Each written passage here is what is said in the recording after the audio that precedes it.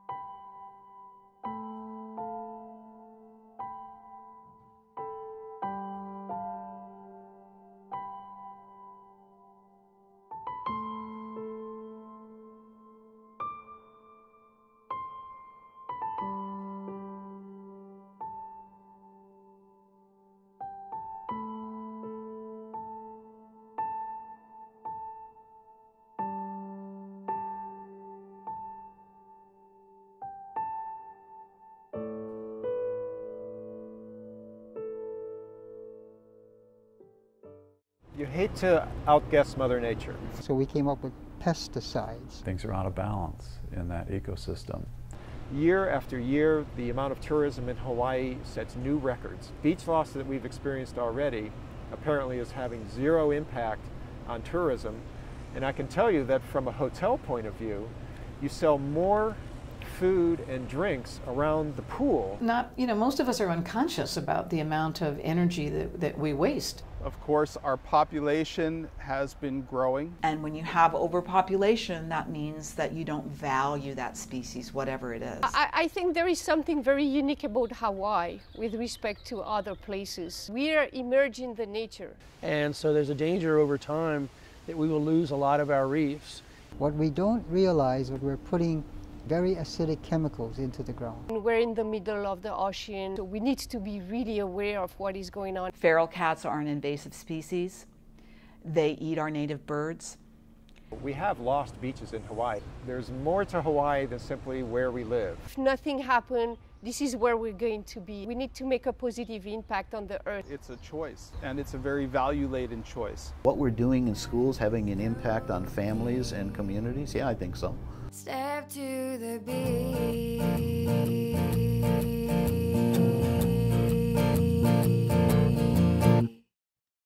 There is no word stronger, none that comes closer. For just 1 second longer, hold me tighter. There is no word stronger, none that comes closer. For just 1 second longer, hold me tighter, tighter. The image that I use to describe that is surfing tsunamis. It's impossible to surf tsunamis, I don't advise it, but it means there are very big waves coming towards us, of which the ones that we're going to talk about here are among the most prominent, that most people are really not concerned about or not sufficiently concerned about. Many are not even aware of them.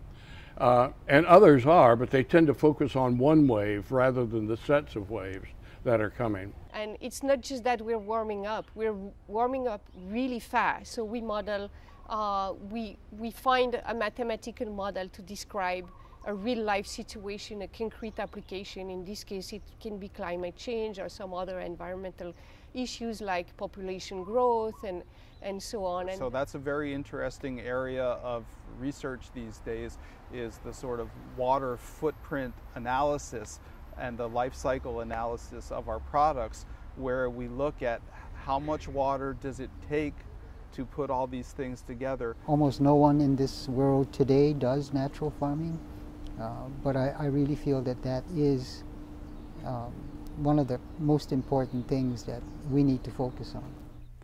Some of the things we recommended were paying particular attention to the plight of the monk seal in this state. The monk seal is the state mammal.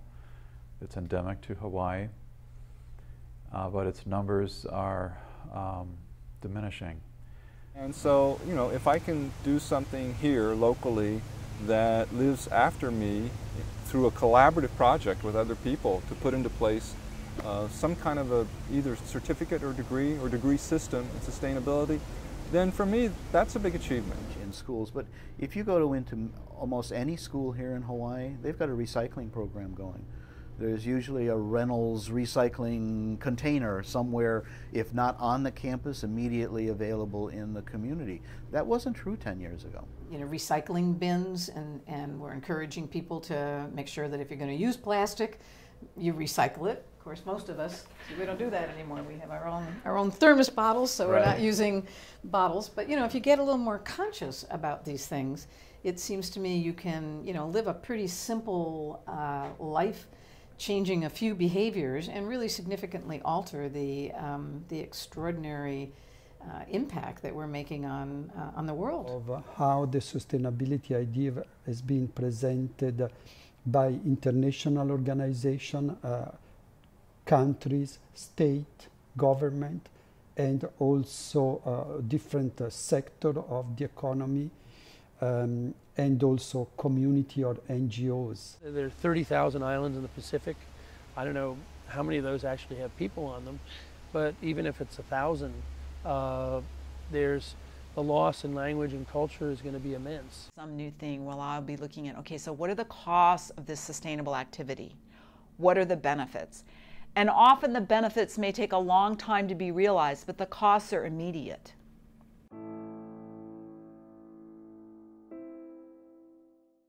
People.